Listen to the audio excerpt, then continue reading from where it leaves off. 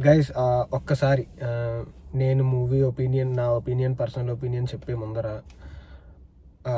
మనం పెద్ద స్క్రీన్ మీద లాస్ట్ టైం చూడగలిగిన ఛాన్స్ శ్రీ కోట శ్రీనివాసరావు గారిని చూడగలిగాం. ఆయన ఆత్మకి శాంతి చేకూరాలని మనస్ఫూర్తిగా కోరుకుందాం.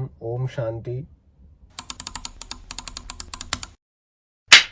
Hi guys, welcome back to scene and opinion. నేను ఇప్పుడే హరిహర వీరమల్ సినిమా చూడడం జరిగింది. నేను ఎక్సైట్మెంట్ అసలు తట్టుకోలేకపోతున్నాను. అందుకే ఈ సైడ్ని ఆపేసి రివ్యూ మీకు ఇచ్చేయాలి అని చెప్పి నాకు చాలా హైప్ ఎక్కువే ఉన్నాను. ఎందుకు ఇంత ఓవర్ ఎక్సైటెడ్, ఓవర్ జాయ్ ఉన్నానో కూడా నేను చెప్తా, ఓకేనా? కానీ so welcome back to scene and opinion. మాట్లాడేసుకుందాం హరిహర వీరమల్లు గురించి. ఇప్పుడు మూవీకి వచ్చేద్దాం. హరిహర వీరమల్లు 5 years అయింది. ఏఎం రత్నం తాత గారు చాలా కష్టపడ్డారు పాపం, ప్రొడక్షన్ అని అది 5 years ప్రొడక్షన్లో ఉన్న మూవీ అంటే ఆబ్వియస్లీ బడ్జెట్ ఎక్కడికో పోతుంది. దానివల్లే మెయిన్ బడ్జెట్ పోతుంది. సో దానివల్ల పాపం ఆయన ఈ మూవీకి చాలా ఎక్స్పెక్టేషన్స్ ఉన్నాయి. బిజినెస్ అంతా చాలా హెవీగా ఉంది. చూద్దాం ఏం జరుగుద్దో future. But coming to the movie, ఈ సినిమాకి oxygen MM Keeravani, Oscar award గ్రహీత ఎంఎం కీరవాణి గారు అసలు ఎలా లేపుతారంటే సీన్లో ఆ బీజియం నాకు మతిపోయింది. అసలు నాకు ఘోరంగా గూస్ బంప్స్ వచ్చాయి, గూస్ పింపుల్స్ వచ్చాయి, గూస్ బంప్స్ వచ్చాయి, నా ఒళ్ళంతా గూస్ బంప్స్.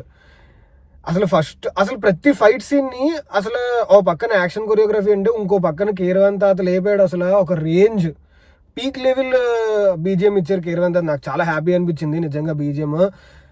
ఐ విష్ ఆ ఓఎస్టీ త్వరగా రిలీజ్ చేసేస్తే నేను ఇంకా ఫుల్ సౌండ్ పెట్టి వినుకుంటూ కూర్చుంటా. అసలు క్రేజీ బీజిఎం. ఆ బీజిఎం కోసం నేను ఖచ్చితంగా ఇంకోసారి చూస్తాను మూవీ, పక్కా నేను చెప్తున్నా. నెక్స్ట్ సెకండ్, ఆబ్వియస్లీ నాకు సెకండ్ ఈ మూవీకి మోస్ట్ కీరవాణి తాత స్కోర్ తర్వాత నాకు నెక్స్ట్ పవన్ కళ్యాణ్. ఈ Pawan Kalyan fans please hurt అవ్వద్దు, నథింగ్ అగైన్స్ హిమ్. కానీ ఈ సినిమాకి హీరో, ఈ సినిమాకి ఆక్సిజన్ మాత్రం ఎంఎం కీరవాణి తాత అండ్ హిస్ బీజిఎం, అంతే. నెక్స్ట్ పవన్ కళ్యాణ్ గారి పర్ఫార్మెన్స్ గురించి నేనేం పెద్ద మాట్లాడను, ఎందుకంటే జస్ట్ ఆయన అలా వచ్చేస్తే చాలు, మనకి స్క్రీన్ ముందరకు వచ్చేస్తే చాలు. ఏం కావాలి ఫ్యాన్స్కి? ఎప్పుడో భీమ్లా నాయక్, ఎప్పుడు నాకు ఇయర్ కూడా గుర్తురావట్లేదు, కరోనా అయిపోయింది, అంతా అయిపోయింది, ఆ టికెట్ రేట్లు అన్నీ తగ్గించారు. మా ఊర్లో వెంకటేశ్వర థియేటర్లో ఏసీ హాల్ చిల్లయ్యాం. అప్పుడు తర్వాత మళ్ళీ ఇప్పుడే చూడడం పవన్ కళ్యాణ్ని. సో నేను లో ఎక్స్పెక్టేషన్స్తో వెళ్ళా, కానీ ఎక్సైట్మెంట్తో వెళ్ళా. ఫుల్ ఎక్సైట్మెంట్, పవన్ కళ్యాణ్ చూస్తున్నాను, ఫుల్ గాల్ చేయొచ్చు, ఏలలు కొట్టచ్చు అని చాలా సీన్లు ఉంటాయి అలాగా. సో ఫస్ట్ హాఫ్ చాలా బాగుంటుంది గైస్. సెకండ్ హాఫ్ డల్ అయిపోద్ది, హానెస్ట్గా చెప్తున్నా. సెకండ్ హాఫ్ ఏంటంటే హై మూమెంట్స్ ఉండవు, స్టోరీ నుంచి డీవియేట్ అయినట్టు అనిపిస్తుంది. అసలు సెకండ్ హాఫ్ చాలా అన్నెసెసరీ అనిపిస్తుంది మీకు.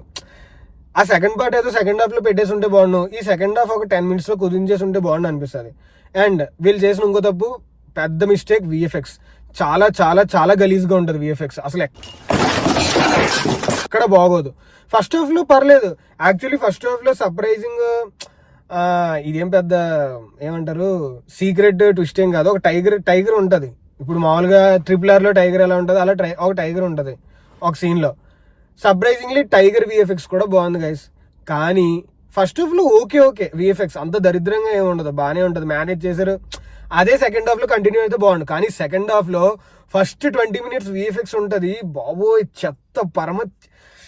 నేను అసలు చెప్పలేకపోతున్నా, అంత వాంతి వచ్చేది అనమాట లిటరలీ. విఎఫ్ఎక్స్ మీద వాటి మీద మంచి నాలెడ్జ్ ఉన్న వాళ్ళు మాత్రం థియేటర్లో వాన్ చేసేసుకుంటారు లిటరల్లీ. సెకండ్ హాఫ్లో ఒక 20 minutes తర్వాత ఒక ఫైట్ సీక్వెన్స్ వస్తుంది. అదే మన పవన్ కళ్యాణ్ గారు యాక్షన్ కొరియోగ్రఫీ చేశారు అన్నారు. సో పవన్ కళ్యాణ్ గారి ఎఫెక్ట్లు, ఆయన టెక్నిక్స్, ఫైట్ టెక్నిక్స్ కాదు, ఆయన చేస్తే ఎలా ఉంటుంది ఆ టెక్నిక్స్ అవి కనబడతాయి మీకు ఆ ఫైట్లో, ఆ మొత్తం సీన్లో. చాలా బాగుంటుంది ఆ సీన్, నాకైతే జెన్యున్గా నచ్చింది. ఆ సీన్ అయిపోయి డైరెక్ట్ క్లైమాక్స్కి వచ్చేస్తుంది. ఏమో అంటే నేను ఇంతకు మించి చెప్పకూడదు, స్పాయిలర్ అయిపోద్ది. సో నాకు క్లైమాక్స్ అయితే విపరీతంగా నచ్చింది. ఈ క్లైమాక్స్ ఎలా అంటే, ఇలాంటి క్లైమాక్స్ మనం ఎప్పుడు తెలుగు పరిశ్రమలో ఎప్పుడు చూడలే. ఇందులో కనిపించేది మీరు ఇంతవరకు చూడనిది, కానీ ఇప్పుడు చూసామే 30-40 ఏళ్ల క్రితం అన్నట్టుంటుంది. Crazy climax. అసలు బీజిఎం ఉంటుంది క్లైమాక్స్ లో, mental mass BGM, mental mass climax, చాలా క్రియేటివిటీ, కొంతమంది అనుకోవచ్చు ఏంటి క్లైమాక్స్, ఏంటి అంత అవసరమా అని. తప్పు, అది క్రియేటివిటీ. అలాగే ఉంటది క్రియేటివిటీ.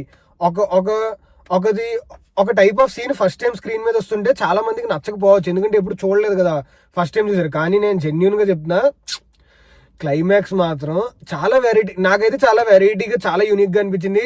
అండ్ తాత ఫుల్ లేపారు క్లైమాక్స్ ని. అండ్ నిధి అగర్వాల్ చాలా గ్లామరస్ గా ఉంటది. చార్మినార్ దగ్గర ఫైట్ కూడా అంతంత మాత్రం, మరీ ఏం తోపు ఉండదు చెప్పినంత, అంతంత మాత్రం బానే ఉంటది. నాకు కొన్ని చోట్ల అయితే కొంత విఎఫ్ఎక్స్ తో మేనేజ్ చేసిన నాకు యాక్షన్ సెట్ పీసెస్ చాలా బాగా నచ్చాయి. ఆ ఆర్ట్ అది కదా, ఆర్ట్ యాక్షన్ సెట్ పీసెస్ అన్ని తోట తరణి గారు అనుకుంటా, నేను సరిగ్గా రీసెర్చ్ చేయలేదు, సారీ. అది మాత్రం చాలా బాగా చేశారు అనిపించింది. కానీ ఓవరాల్ గా ఒక పవన్ కళ్యాణ్ ఫ్యాన్ కి అయితే పక్కా నచ్చుతుంది. Super movie, full meals. VFX మాత్రం జెన్యూన్లీ బ్యాడ్. టాలీవుడ్ ని మొత్తం ఇండియా ట్రోల్ చేస్తుంది, అంత దరిద్రమైన విఎఫ్ఎక్స్. 2025కి వచ్చి అలాంటి విఎఫ్ఎక్స్ కొన్ని సీన్లు అయితే అన్నెసెసరీ, అసలు అవసరం కూడా లేదు. అవి తగ్గిస్తే నీకు కొద్దిగా సినిమా లెంత్ తగ్గి ట్రిమ్మింగ్ అయ్యి కొద్దిగా క్రిస్ప్ గా ఉండేదేమో, మేబీ జనాలు నచ్చేదేమో. అవి ఆ అన్నెసరీ విఎఫ్ఎక్స్ పెట్టడం చాలా హ్యూజ్ మిస్టేక్. అది మాత్రం అది జెన్యూన్లీ డిసప్పాయింటెడ్ దానివల్ల.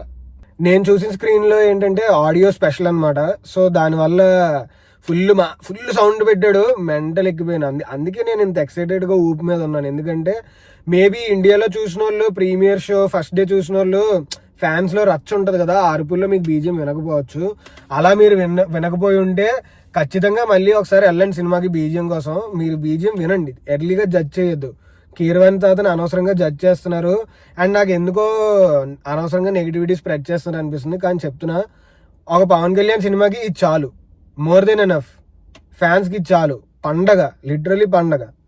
సో గైస్, ఓవరాల్ మూవీ చూసుకుంటే ఒక 5 స్టార్ కి నేను ఒక 3.5 స్టార్స్ ఇస్తా జెన్యూన్లీ. అండ్ ఇంకో విషయం చెప్పదలుచుకున్నా, ఆల్రెడీ చెప్తా, మళ్ళీ చెప్తున్నా, మీరు ఎంత కాఫీ అయినా తాగొచ్చు, ఎంత టీ అయినా తాగొచ్చు, నాకు సంబంధం లేదు. కానీ నేను చెప్తున్నా, మనకి అవసరమైనటువంటి మోస్ట్ ఇంపార్టెంట్ పంచభూతాల్లో ఒకటైన మంచినీళ్ళు తాగడం మర్చిపోవద్దు. ఎందుకంటే డిహైడ్రేట్ అవుతారు, జాగ్రత్తగా ఉండండి. సమ్మర్ మరీ చెప్తున్నా, డిహైడ్రేట్ అవుతారు. వాటర్ తాగండి ప్లీజ్. చెప్పదలుచుకుంది ఏంటంటే, ఇలాంటి సినిమాస్ రావాలి, ఖచ్చితంగా రావాలి. మన ఒరిజినల్ హిస్టరీ ఏంటో మనకు తెలియాలి. ఎస్, సినిమా ఫిక్షనలే, కరెక్టే, కానీ అందులో చాలా విషయాలు రియాలిటీకి దగ్గరగా ఉన్నాయి. అండ్ మన జనాలకి తెలియాలి, మన చావా సినిమాలో ఎలా రియాలిటీ చెప్పారో ఇందులో కూడా story fictional, time line fictional, అంతా ఫిక్షనల్. బట్ ఖచ్చితంగా ఇలాంటి స్టోరీస్ రావాలి. జనాలకి అప్పట్లో జరిగిన అట్రాసిటీస్ తెలియాలి. ఇంత సప్రెషన్ని మనం తట్టుకుని పైకి లేచామనే విషయం తెలియాలి. లేకపోతే ఏమీ తెలియని కొడుకులు కూడా కామెంట్స్ చేస్తూ ఉంటారు ఇండియా మీద, వాళ్ళకి ఖచ్చితంగా తెలియాలి. అండ్ ఇంతవరకు వచ్చుంటే మన ఛానల్ సబ్స్క్రైబ్ చేయండి. See you soon with another video. జై హింద్.